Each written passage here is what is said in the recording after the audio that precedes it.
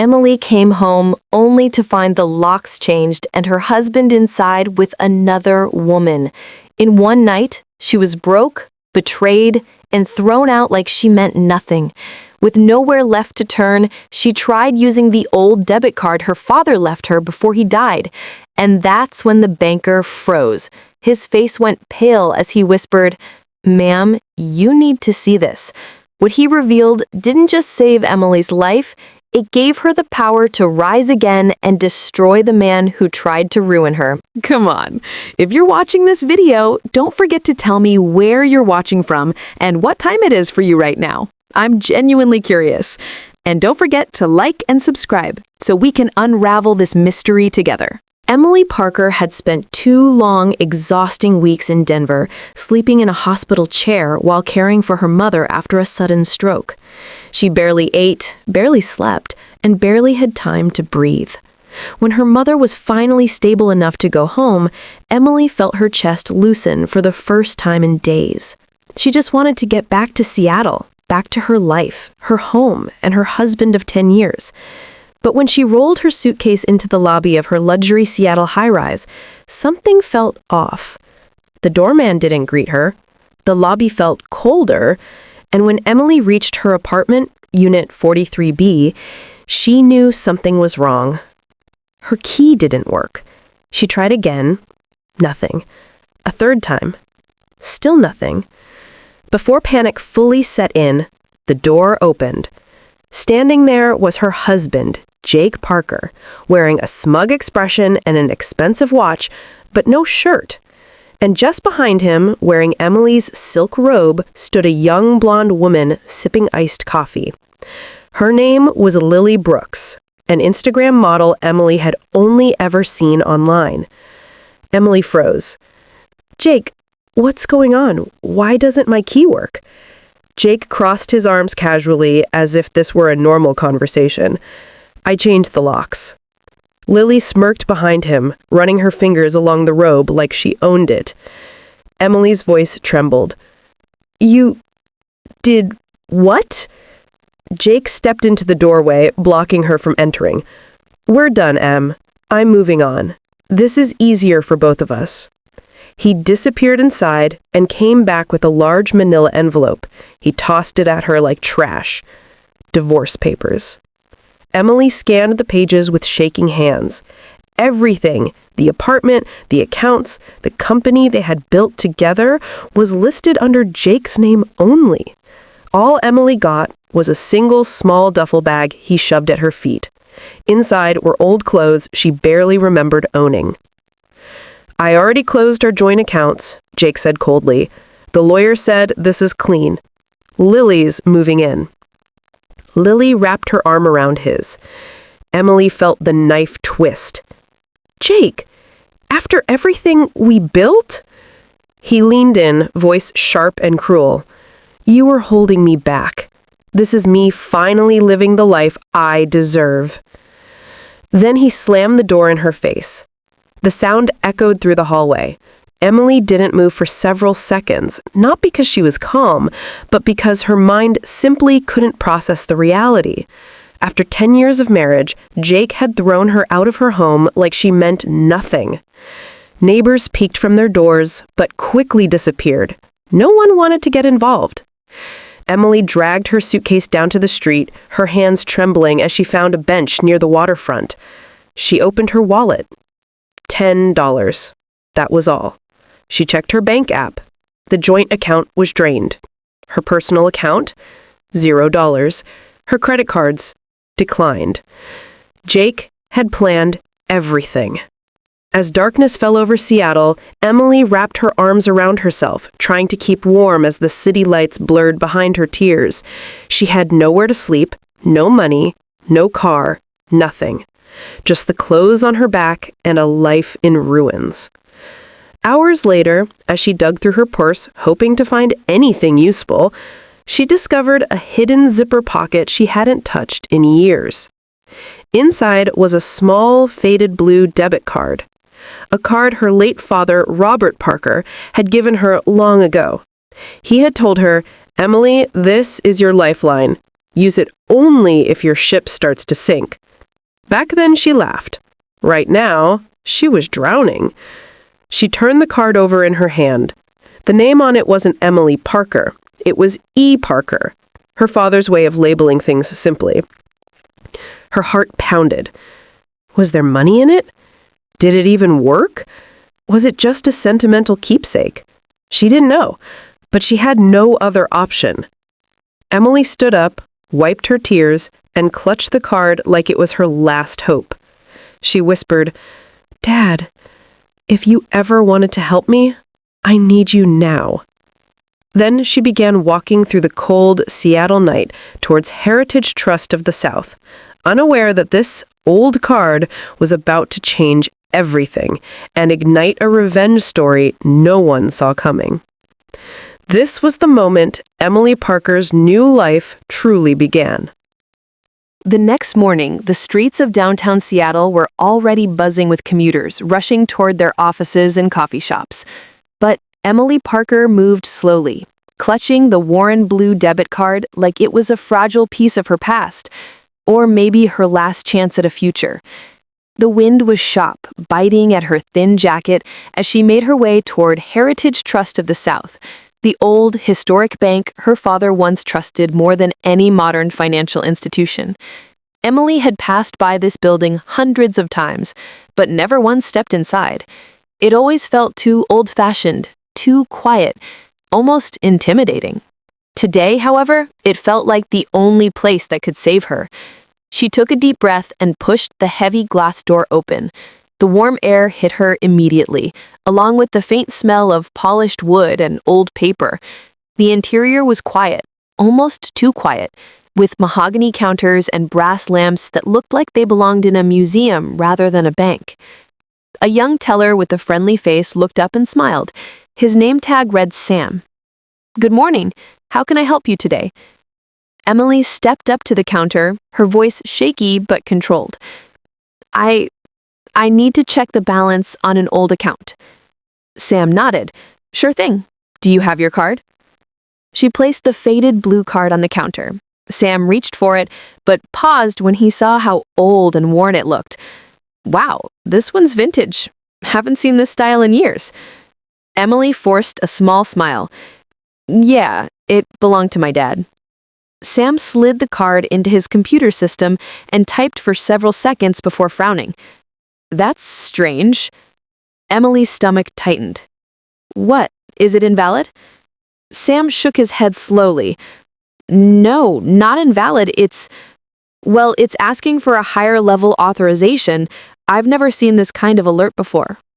Before Emily could ask what that meant, Sam picked up the phone and murmured into it. "Mr. Collins, can you come to the front desk? There's an account here that requires your clearance." Emily's breath caught. Clearance? For what? It was just her father's old card, wasn't it? Within a minute, a tall, older man approached with purposeful steps. His gray suit was immaculate, and his expression was serious but polite. "Good morning. I'm Mr. Collins, the branch manager. May I take a look?" Sam handed him the card. The moment Mr. Collins saw it, his eyes widened, just a fraction, but enough for Emily to notice. He cleared his throat. "Miss Parker," answered Emily softly. "Emily Parker." That changed everything. Mr. Collins straightened abruptly. "Parker, as in Robert Parker?" Emily nodded slowly. Mr. Collins inhaled deeply, then gestured. "Miss Parker, please come with me." Sam looked confused. Emily looked terrified, but she followed. Mr. Collins led her through a hallway lined with framed photographs of the bank's founders. At the end, he opened the door to his office, a large room with old books, heavy furniture, and a vault-like smell lingering in the air. He motioned for her to sit. "I need to explain something," he said, settling behind his desk. "Your father was a very special client here." Emily blinked. "My father? Are you sure?" Mr. Collins nodded. Robert Parker was not only a customer, he was the owner of a dormant corporation registered through this bank many years ago. Emily stared at him, confused. "A corporation? My father? No, that doesn't make any sense. My dad worked construction jobs his whole life. Mr. Collins opened a file on his computer screen. With all due respect, Miss Parker, your father was far more strategic than you realize. He turned the screen slightly toward her. There, in plain letters, was a company name Emily had never seen before. Parker Family Holdings, LLC. Owner, Robert Parker. Successor, Emily Parker. Emily's mouth fell open. I don't understand. What is that? Mr. Collins folded his hands. This card is not a simple debit card. It is a master access key. Your father set up this corporation decades ago, but he built in a unique trigger condition. Emily's heart pounded. Trigger condition? Yes, the company's assets remain locked unless his successor, you, accesses the account while having no personal funds. Essentially, only if you're in a desperate situation. Emily felt her breath stall. Her father knew.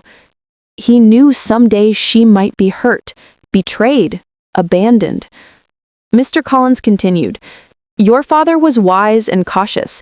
We have been waiting nearly 20 years for someone with your credentials to activate this account. Today, when you attempted to check the balance, the system triggered the release. Emily's hands trembled. Release of what? Mr. Collins clicked a tab on his computer. Land documents, property deeds, bank statements, business files, page after page of assets. He turned the monitor fully toward her. Miss Parker, he said gently, you are now the legal owner of 2,000 acres of land in South Georgia, farmland valued in millions, and the entire Parker Family Holdings Corporation.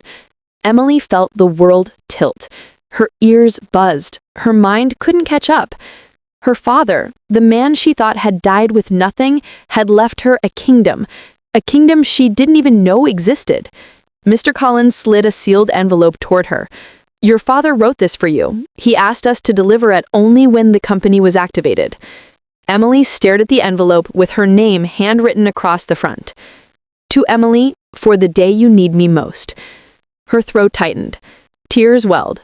She reached out with trembling hands. Before she opened it, Mr. Collins added softly, Your father loved you very much, and he predicted that someday someone might try to break you. He wanted you to have the chance to rebuild stronger. Emily closed her eyes for a moment. Jake had destroyed her life in one night. Her father had rebuilt it in one morning. This wasn't the end. It was the beginning. Emily Parker sat in the quiet office of Heritage Trust of the South, staring at the thick envelope Mr. Collins had slid across the desk. Her father's handwriting, a little shaky but unmistakable, stretched across the front. For Emily. Open only when you truly have nothing left. Her throat tightened. Well, that moment had arrived. Her marriage had been destroyed, her savings stolen, her home taken, her dignity crushed. She had nothing left except this letter. With trembling fingers, she broke the seal and unfolded the pages inside. Mr. Collins respectfully stepped away to give her privacy. Her father's voice came alive through the ink. My dearest Emily, if you're reading this, it means life has pushed you into a corner you don't deserve. And it means I'm not around to pull you out myself. But I planned for this, sweetheart. Emily's chest tightened. Her father had always been quiet, almost too humble. She never imagined he had the ability or the resources to plan something this big. I know you. I know your heart. You always give too much. You trust too deeply. And I feared that one day the wrong man might take advantage of your kindness. If someone has hurt you, let this company be your anchor. Emily's eyes stung as a tear rolled down her cheek. She thought of Jake, of the cold promise in his voice when he said she was holding him back, of Lily wearing her robe, of the door slammed in her face. She clenched the letter tighter. Parker Family Holdings was built slowly, quietly, over many years. I bought land when I could and saved every dollar I didn't need, not for myself, but for you. I wanted you to have something no one could ever take from you. Emily covered her mouth to stop a sob. Her father had spent years, decades, building something she didn't even know existed.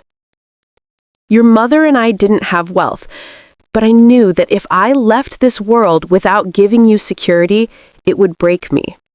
So, I hid this company, waiting until you needed it most.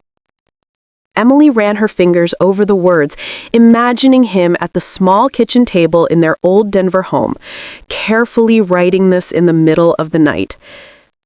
You will meet people who see your value, Emily, people who will help you rebuild. I trust that you will choose wisely. Build your own throne, my child. Make them regret ever underestimating you. The room blurred as tears filled her eyes. She folded the letter carefully and held it against her chest. Her father was gone, but somehow, in this moment, he felt closer than he had in years. Mr. Collins quietly returned to his seat. Emily, he said gently, your father loved you deeply, and he worked tirelessly to protect you. Emily nodded slowly, still overwhelmed. What exactly does Parker Family Holdings do? She asked, her voice soft. Mr. Collins clicked through another folder. Your father acquired 2,000 acres of agricultural land in South Georgia, farmland, pecan groves, and some sections that investors have been trying to acquire for years. He kept everything dormant and untouched to avoid attention. Emily blinked. 2,000 acres? Mr. Collins smiled. Yes, and the land value has skyrocketed. Developers have tried to buy it multiple times, but your father never budged. Emily sat back, shock flooding her system. Her father, a quiet construction worker, had built an empire in secret. Mr. Collins continued. Your father arranged for the company to activate only when your account balance hit zero. I believe he knew desperation might eventually come for you. Emily's jaw tightened. Jake had taken everything, but without even knowing, he had triggered the exact requirement that unlocked her father's plan. The universe had a strange sense of timing. What happens now? Emily asked. Mr. Collins tapped his keyboard. Well, legally speaking, you are now the CEO and sole owner, but with assets this large, you will need help. A consultant, an advisor, someone who understands restructuring dormant companies. He paused. We already contacted someone your father trusted, another client of ours. He's agreed to come today to discuss your transition. Emily frowned. Who? A knock on the door interrupted her. Mr. Collins stood. Ah, that must be him. The door opened, and in stepped a tall man in his mid-30s. Sharp suit, confident posture, calm eyes. He extended his hand. Emily Parker, I'm Mark Reed. Emily hesitated. And you are... Mr. Collins smiled. Mark is one of the best business restructuring consultants on the West Coast. Your father referred to him as a cleaner, someone who knows how to rebuild and protect companies from the ground up. Mark nodded politely. Your father told me once that if his daughter ever needed help, I should show up. He said you'd be strong, but you'd need guidance. Emily blinked in astonishment. Her father had even planned this? Miss Parker, Mark said, sitting across from her. I know this is overwhelming, but I'm here to help you turn Parker Family Holdings into the powerhouse your father intended. Emily inhaled deeply, feeling strength slowly return to her bones. She looked at Mark, at Mr. Collins, at the documents, at the letter. She had been broken yesterday, but today, she was being rebuilt, piece by piece. With quiet determination, she said the words that would change her future. Okay, let's build it. Mark nodded with approval, and in that moment, Emily Parker took her first step towards becoming someone Jake would never see coming. The next morning, the gray Seattle sky hung low, heavy with clouds. But inside a quiet corner office at Heritage Trust of the South, Emily Parker was wide awake, focused and steady. For the first time in days, she felt something returning to her: control. Across the polished conference table sat Mark Reed, the consultant her father had trusted.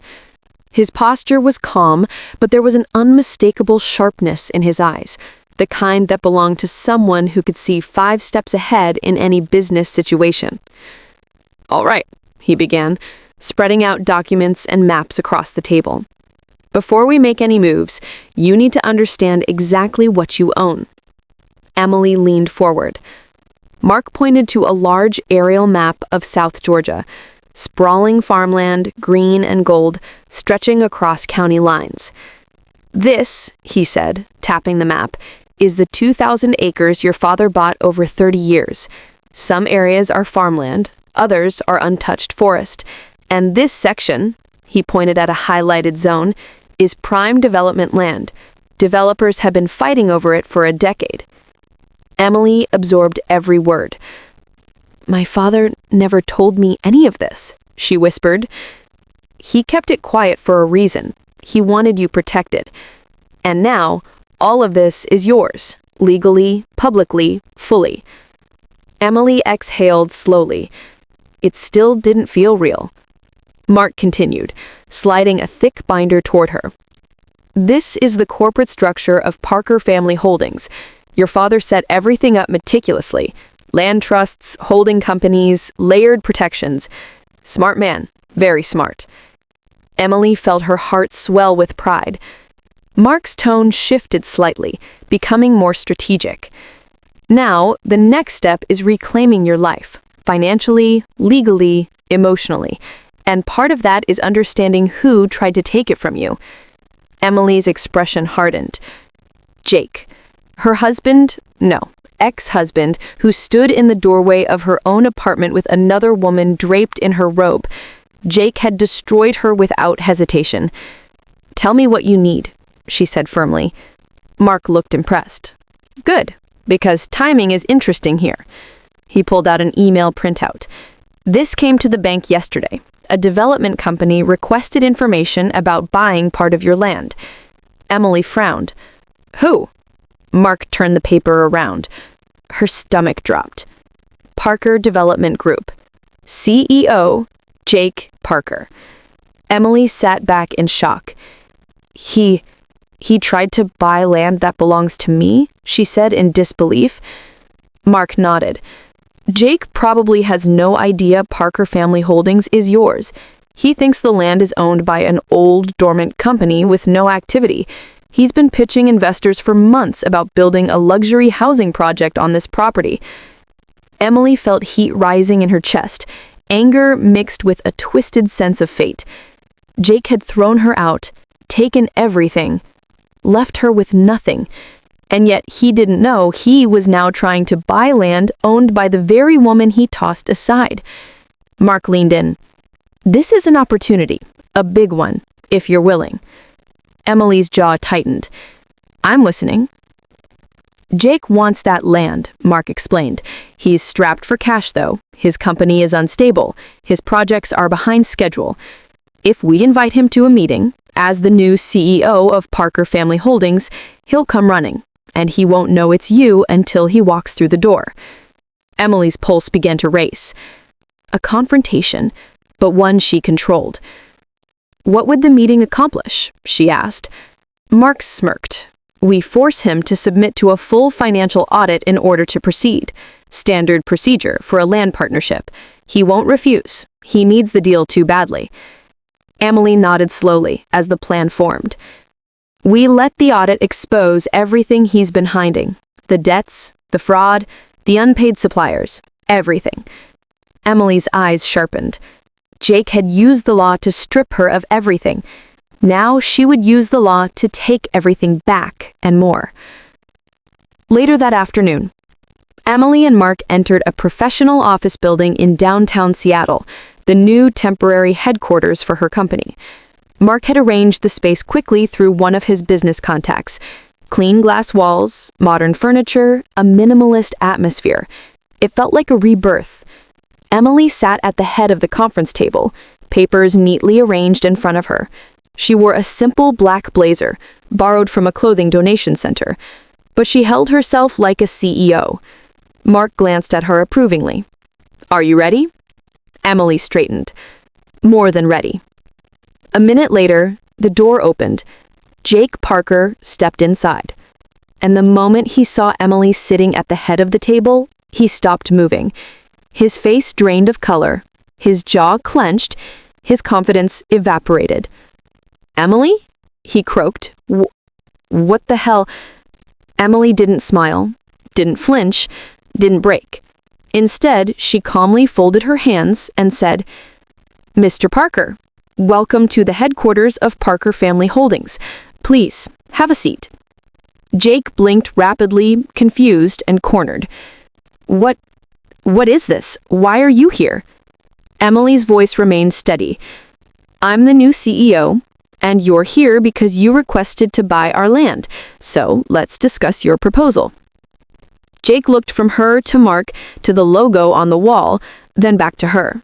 "This has to be a joke," he snapped. "It isn't," Emily replied coolly. "Now, before we continue, your company must undergo a full financial audit. Standard procedure." Jake stiffened. "Audit? No, I'm not—" Emily cut him off, voice sharp. "If you refuse the audit, the meeting is over, and you lose the land you need." Jake swallowed hard. He needed this project. He needed the land. He needed the investors who were breathing down his neck, and Emily knew it. Mark leaned in. "Sign here to authorize the audit." Jake hesitated. Emily locked eyes with him. "Do you want the deal or not?"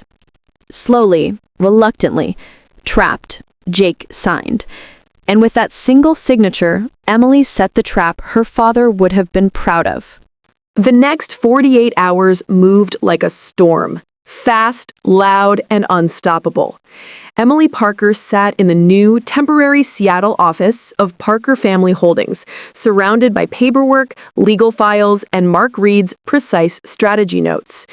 Every few hours, Mark's team emailed fresh updates from the audit Jake had reluctantly signed off on. Each update told the same story. Jake Parker's empire wasn't an empire at all. It was a collapsing house of cards. Day 1 of the audit. Mark stepped into Emily's office holding a thick folder. His expression was calm, but there was a glint in his eyes, the look of a man who was uncovering exactly what he'd expected. "Here's the first batch," he said, placing the folder on her desk. Emily braced herself and opened it. Within minutes, her jaw tightened. Jake had been using investor money for personal expenses, expensive vacations, luxury watches, designer clothes. He'd borrowed from one project to cover the losses of another. He was months behind on contractor payments. Several small suppliers had filed unpaid invoices totaling nearly $500,000. Emily's stomach churned. "This is worse than I thought," she whispered. Mark nodded. He's been hiding things for years, and the moment pressure hit, everything started falling apart. Emily felt a cold, sharp satisfaction. Jake had thrown her out with nothing. Now life, and a little help from her father, was returning the favor. Day 2 of the audit. By the second day, Mark walked in with an even thicker stack. "Ready for round 2? He asked, closing the door behind him. Emily exhaled slowly. "Show me." Mark slid another file forward. "We found tax discrepancies." Emily raised her brows. "How bad?" Mark opened the folder. "Fraud level bad. He's been claiming materials he never purchased, deducting labor he never paid, and over-reporting business losses. Emily's heart pounded. He was stealing. From the government, from investors, from workers. Yes, Mark said simply, and he left a trail a mile long. Emily closed her eyes for a moment, anger tightening inside her ribs. Jake hadn't just betrayed her emotionally. He hadn't just ended their marriage. He had been living a double life, one built on lies and greed. Mark continued, but the most important part is this. He pushed over a large spreadsheet. Emily scanned it, then her eyes widened. What am I looking at? She asked. Mark leaned in. That, he said, is every outstanding debt Jake owes, and it equals $497,000. Emily's breath caught. Nearly $500,000. And all owed to small suppliers. Mark clarified. Independent contractors, family businesses, people who trusted him. Emily's stomach churned. Jake had ruined people like her father used to work with, hard-working, honest folks. What happens if he can't pay? She asked quietly. Mark sat back. Then the debts can be purchased. Emily looked up sharply. Purchased? By who? Mark gave a small, controlled smile. By you, Emily. Emily went still. Your father set up a clause that allows Parker Family Holdings to acquire business debts related to land development on your property. All legal, all clean. If you buy the debts, Jake becomes your debtor. Emily stared at him. You're saying I could own him? Mark corrected gently. You would own his obligations, which means you can legally seize his assets if he fails to pay. Emily felt her pulse in her throat. Jake had stripped her of everything. Now she had the chance to strip him of everything, but through the law, not vengeance. Her father would approve. Emily nodded slowly. Buy the debts. Mark didn't hesitate. I already did, this morning. Emily gasped softly. You bought it all? Mark placed a signed document on her desk. Parker Family Holdings is now the sole creditor of Jake Parker. He owes you now $497,000. The room fell silent. Emily felt the weight of the moment settle into her bones. Jake now owed her nearly $500,000, and he had no idea. Later that afternoon, Emily stood in front of the conference room window, overlooking Seattle's skyline. The sky was dark and heavy, threatening rain, the perfect backdrop for the storm she was about to unleash. Jake arrived flustered and irritated with a stack of papers under his arm. Lily wasn't with him. Good. Emily sat at the head of the table like a queen reclaiming her throne. Jake barged in without knocking. This audit is taking too damn long. My investors are breathing down my... He stopped when he saw Mark. Mark stood calmly beside Emily, arms crossed. Take a seat, Jake, Mark said. Jake bristled. I'm not here to take orders from... Emily cut him off sharply. Sit. Down. Her voice was firm, leveled with a new strength Jake had never seen. He froze, then reluctantly sat. Emily slid the audit results across the table. Jake scanned the first page, then the second. Then his face turned pale. This is exaggerated. You're twisting the numbers, he stammered. No, Mark said coldly. These are your numbers, your lies, your fraud. Jake's eyes darted between them. You can't use this against me.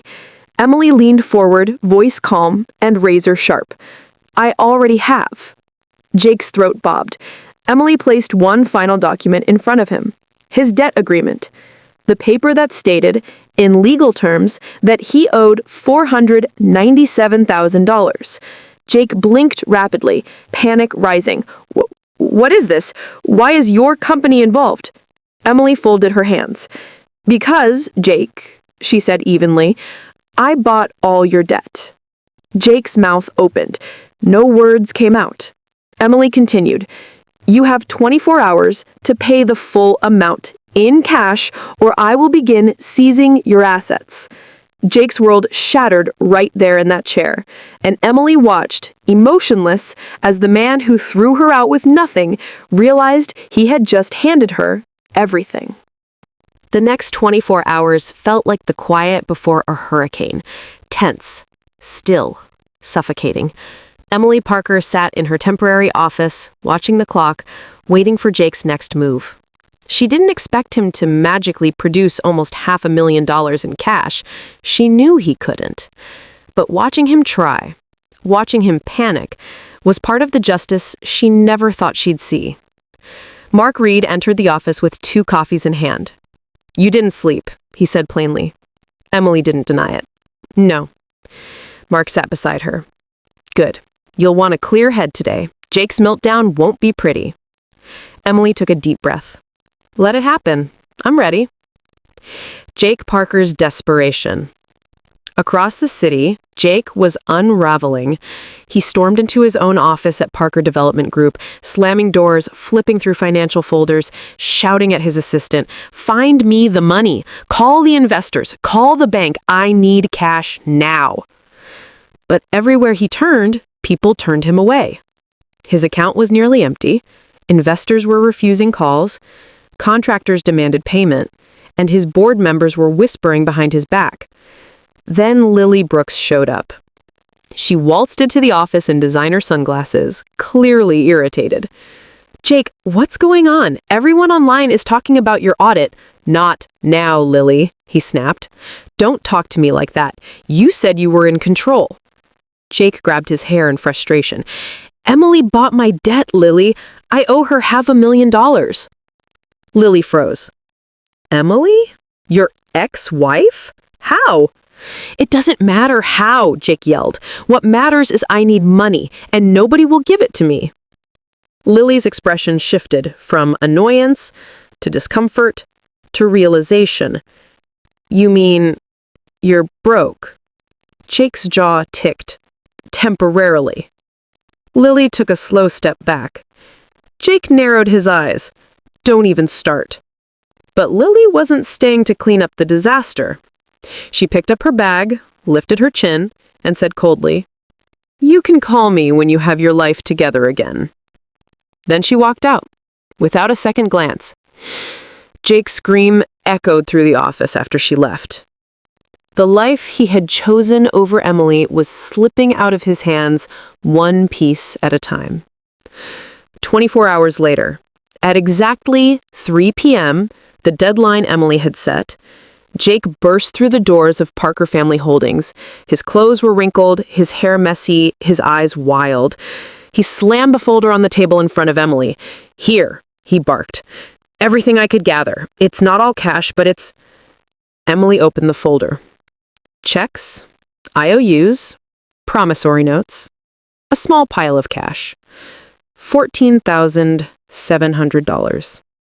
Emily raised an eyebrow. "This is it?" Jake spread his hands desperately. "You don't understand. I just need more time. A week? Maybe 2? "No," Emily said instantly. Her tone wasn't angry. It was controlled. Final. Jake shook his head. "Please.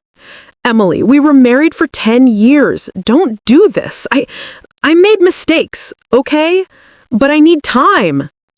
Emily glanced at Mark, then back at Jake. "Did you give me time when you changed the locks?" she asked quietly. Jake swallowed hard.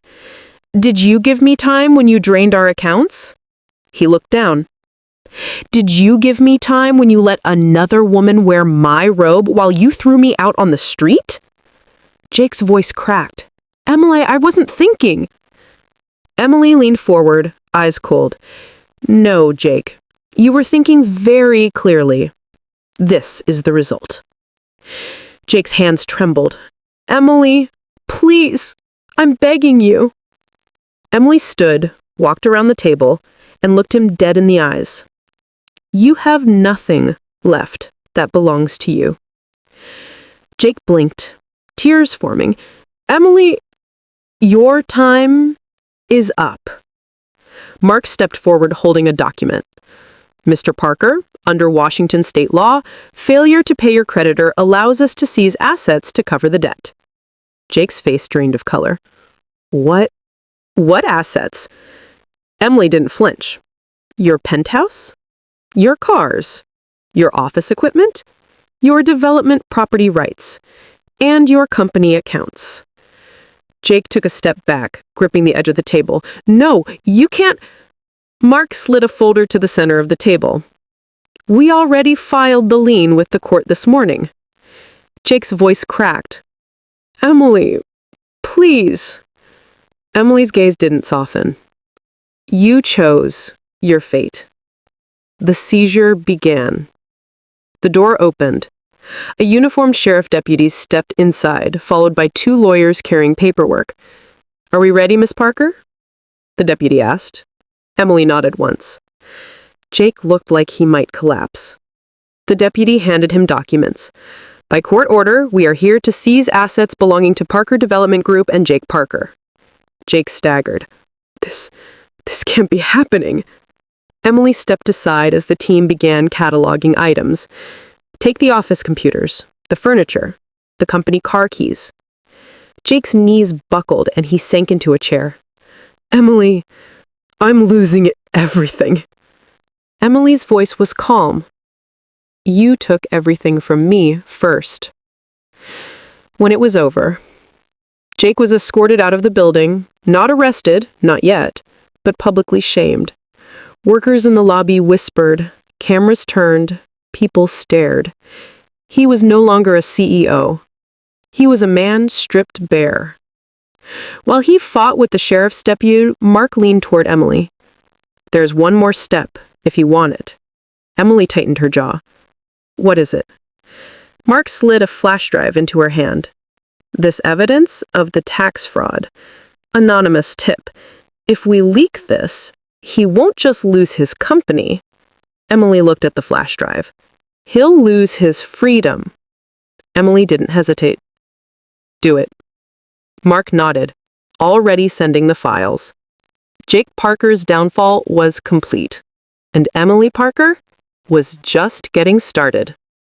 The next morning, Seattle woke to gray skies, wet roads, and one of the biggest headlines the city had seen in months. Emily Parker sat in a quiet cafe near the waterfront, sipping a hot coffee, her hands wrapped around the cup for warmth. She hadn't planned to check the news. She didn't need to. She already knew what Mark had done with the evidence. But when her phone buzzed nonstop, notification after notification, she finally tapped one. And there it was, splashed across the screen of every major outlet. Local developer Jake Parker under investigation for tax fraud. Below it, another headline.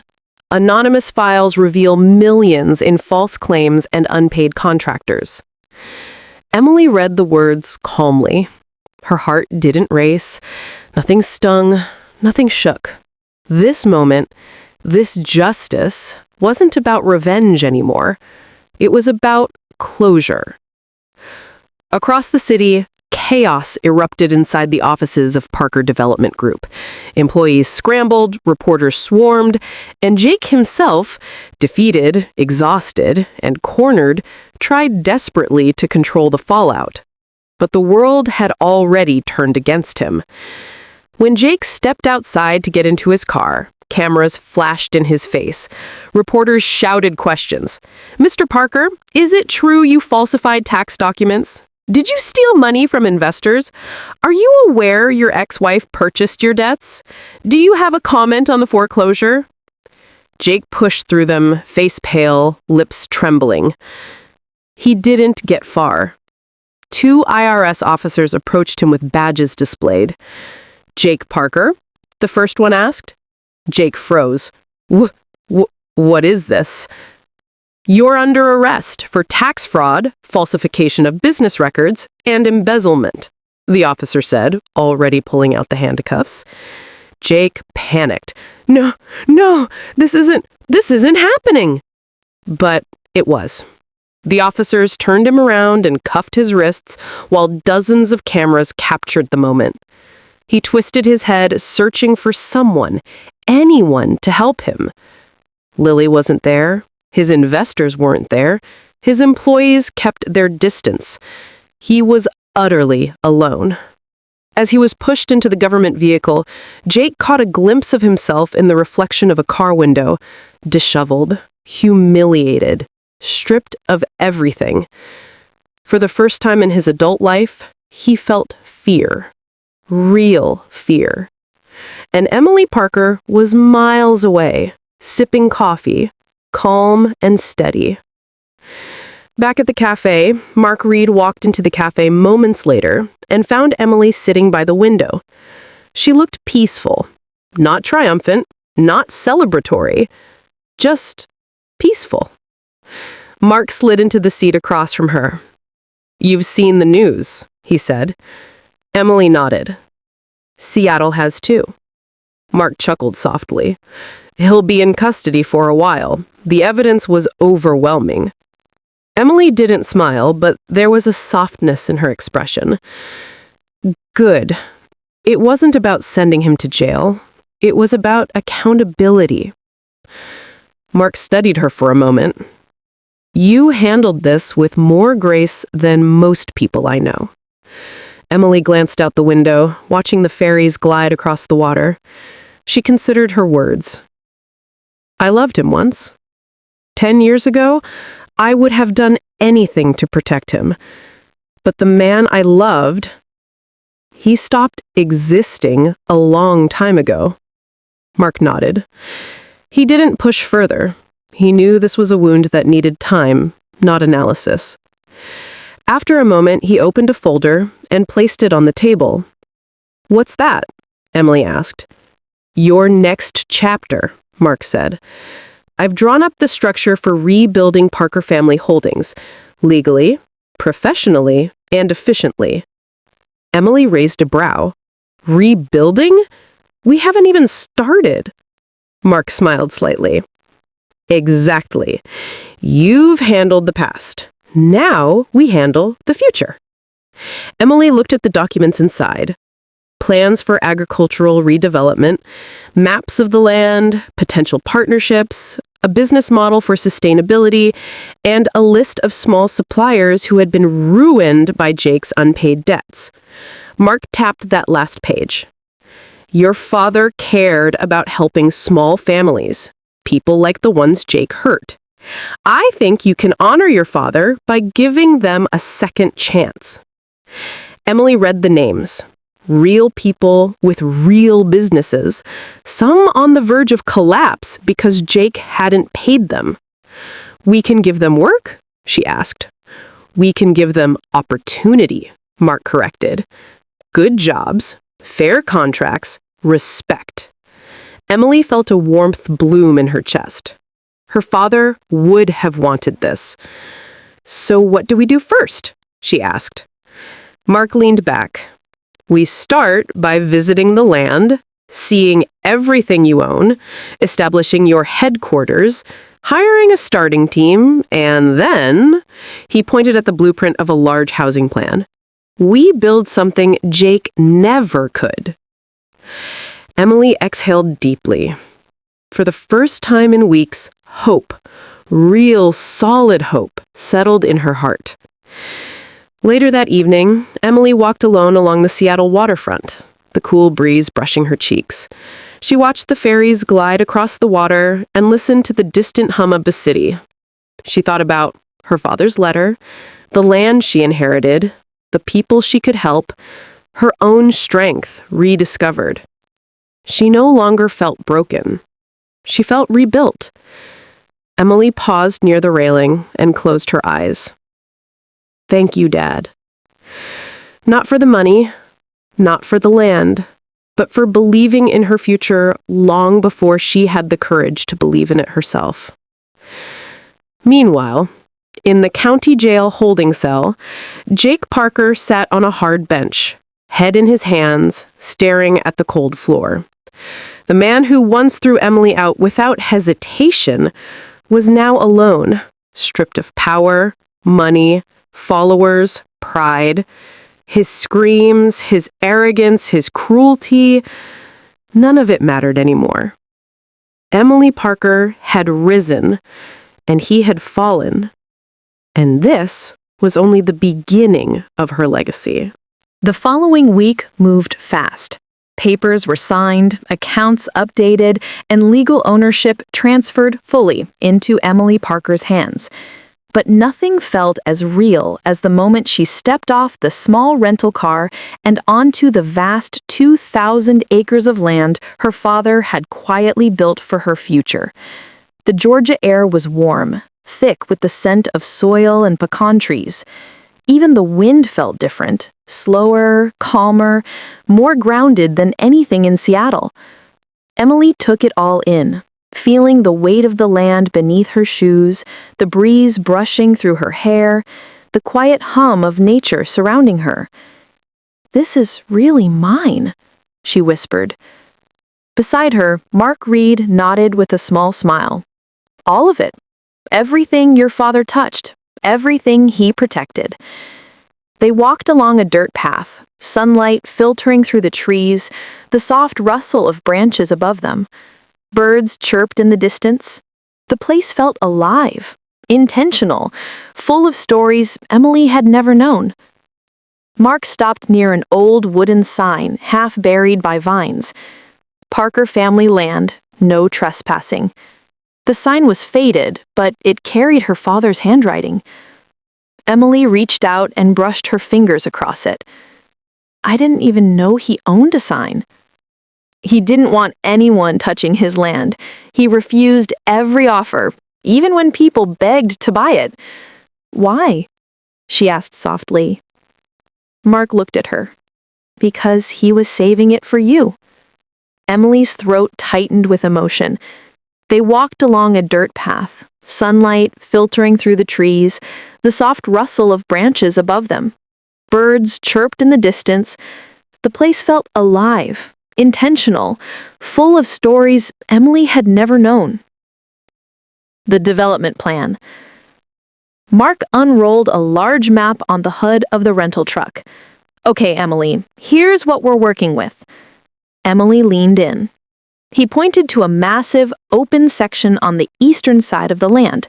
"This area is perfect for a development project. A real one, not some flashy luxury scam like Jake's idea." Emily smirked lightly. "And what do you suggest?" He slid out another sheet. "A blueprint." He said, "This. Affordable, dignified housing. Modern, energy-efficient homes people can actually afford." Emily studied the sketches. They weren't designed to impress. They were designed to serve. Wide windows, strong materials, clean lines, community spaces, everything her father would have respected. "And over here," Mark pointed to the northern grove, "your father had begun negotiations years ago to turn this into a training center, a program for small contractors, family-owned businesses, and anyone who needed help getting started." "A what?" He nodded. Robert wanted to create opportunities, real ones, not handouts, but jobs, training, skills. He believed in lifting people up. Emily's eyes glistened. Her father had dreamed bigger than she ever knew. "And now," Mark said gently, "you get to finish what he started." Emily looked out across the land, overwhelmed but determined. "What do we need to begin?" Mark handed her a checklist. "Hire a small staff, clean and prep the land, update the corporate structure, bring in engineers, contact local families affected by Jake's unpaid contracts, start community meetings, build trust." Emily nodded firmly. "I want to meet every person Jake hurt." Mark smiled. "I thought you'd say that." Meeting the community. Word spread quickly through the small Georgia town that someone new owned the Parker land. Not a corporation, not a developer, a woman. A quiet, polite woman who introduced herself with no ego and no pretense. "Hi, I'm Emily Parker." She met families who had lost money when Jake failed to pay them. A builder named Thomas who had nearly shut down his business. A single mother who handled bookkeeping for Jake and never received her final paycheck. A welder named Cecil who drove 2 hours every day for a job that never paid him. Emily listened to each story, really listened, and each time she said the same thing: I'm going to make this right. She didn't blame herself for Jake's actions, but she refused to let his damage remain. When she gathered the group at the local community center, she stood in front of them holding her father's letter. My dad believed in helping people like you, people who work hard and deserve respect. So here's my promise. Every single one of you gets first priority on my project. Contractors, builders, suppliers, all of you. You'll be paid fairly, paid on time, and treated like professionals. The room erupted into applause. Some cried, some sighed of relief, some simply nodded, grateful to be acknowledged. Mark stood in the back, watching her with quiet admiration. Emily had found her purpose. A moment of peace. Later that evening, after the community meeting, Mark drove Emily back to the land. The sky was streaked with orange and pink, the sun slowly dipping behind the trees. They stood on a hill overlooking the 2,000 acres, the land stretching endlessly beneath the sunset. Mark spoke softly. You know, most people who get wealth like this, they think only of themselves. But you're different. Emily smiled faintly. I don't want to be wealthy, Mark. I want to be meaningful. Mark nodded, understanding more than she realized. And you will be. A soft breeze brushed past them. Emily looked up at the sky, imagining her father sitting somewhere among those clouds, watching her. Dad, I hope you're proud, because she was building something real, something noble, something hers. And tomorrow, they would begin. The land, the houses, the training center, the community. Her legacy. The Parker legacy. 1 year later, the Parker land didn't look anything like it did the day Emily first stepped onto it. What had once been empty fields, scattered groves, and forgotten soil had transformed into the heartbeat of a thriving community, a living testament to her father's dreams and her own strength. The sun rose over the sprawling Parker community village, casting warm, golden light across newly built homes. Children played on the sidewalks, families watered small garden patches. Contractors laughed and greeted one another while unloading materials for the next phase of construction. Emily Parker stood on the balcony of her newly built 2-story office, simple, functional, and surrounded by pecan trees.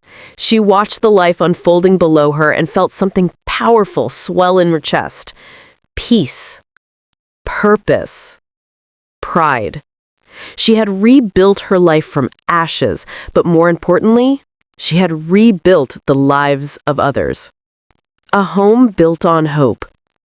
The first building she constructed wasn't an office. It wasn't a luxury home. It wasn't a personal house. It was a training center. Exactly what her father had dreamed of. Inside, young builders learned carpentry and plumbing. Small contractors studied fair pricing and budgeting. People who once struggled now had the tools to build their future. Emily had created jobs for nearly 100 people so far, each one paid fairly, respected, and treated like family. One of the workers, Thomas, the builder Jake once left unpaid, approached her with a warm grin. "Mornin', Miss Parker." He tipped his hat. "New batch of trainees just arrived. Thought you'd like to know." Emily smiled. "Thank you, Thomas. I'll stop by in a bit." He nodded and walked off, but not before adding, "Your dad would have been proud. More than proud." Emily swallowed gently. That means everything. Jake Parker's fate. Back in Seattle, Jake Parker wasn't a headline anymore. He was a cautionary tale. After months of investigations, court hearings, and public scrutiny, Jake had been sentenced to several years in federal prison for tax fraud, business falsification, and embezzlement. His penthouse was sold, His company dissolved, his cars auctioned, his name dragged through the mud he created. Lily Brooks had long vanished, moving on to another wealthy target within weeks of Jake's downfall. Jake's only remaining possessions were a few clothes, a thin mattress, and the memory of the moment Emily stood across the table and calmly dismantled his life. In prison, he replayed that moment over and over, wondering how he ever believed he could destroy her. He didn't know that losing him was the best thing that ever happened to Emily. Mark Reed's loyalty. Back in Georgia, Mark Reed walked into Emily's office carrying a thick folder and 2 cups of coffee, their unofficial ritual. "Phase 3 is ready," he said, placing the folder on her desk. Emily raised an eyebrow. "Already? You don't sleep, do you?" Mark chuckled. "Not when we're building something this good." Emily opened the folder. It showed blueprints for a community center, complete with a library, a daycare, a small health clinic, a meeting hall, and job placement offices. "This will change lives," Emily said softly. Mark leaned against the desk. "Emily, you already are changing lives." She looked up at him. His eyes were steady, warm, and she realized that in the chaos of rebuilding her world, he had quietly become a constant, a partner in the truest sense, not just in business, but in heart. "Thank you, Mark, for everything." He shook his head. "No, thank you. Your father trusted me to help you, but you did the hard part. You survived, you led, you inspired." Emily felt her chest warm. "I couldn't have done this without you." Mark's smile widened just slightly, the kind that said things without needing words. A letter to her father. That evening, as the sun dipped below the treetops, Emily walked toward a quiet corner of the land where a small stone marker now stood. In loving memory of Robert Parker, a father, a dreamer, a builder. She knelt and placed fresh flowers beside the marker. "Dad, I hope I made you proud." The wind rustled the leaves as if answering her. "You gave me more than land. You gave me a second chance. You gave me strength I didn't know I had. You taught me that family is more than blood. It's the people you help along the way." She looked at the horizon, lit with the glow of homes her people now live in. "I built a kingdom, Dad, just like you told me." A tear escaped, but it wasn't from sadness. It was gratitude, healing, completion, a new legacy. As night fell, lights flickered across the village. Families gathered for dinner, kids played in the fields, workers headed home tired but fulfilled. Emily and Mark walked side by side through the growing community, the gravel crunching beneath their feet. "You ready for the next chapter?" Mark asked, hands in his pockets. Emily nodded confidently and calmly. "I am. This isn't just my land anymore. It belongs to everyone who believes in better." Mark smiled. "Then let's keep building." And together, they walked forward, partners, leaders, and protectors of a legacy that began with one forgotten debit card and one father's love. Emily Parker no longer lived in the shadow of her past. She lived at the heart of a new beginning, one built from courage, justice, and hope. And she would spend the rest of her life honoring it. Did you feel the story truly? I'd love to know. Where in the world are you listening from? Come meet me in the comments. And if this story touched your heart, you can send a super thanks to support the channel. It helps me keep creating moments like this for you. Thank you truly for your love and support. I'm already waiting to read your thoughts in the comments.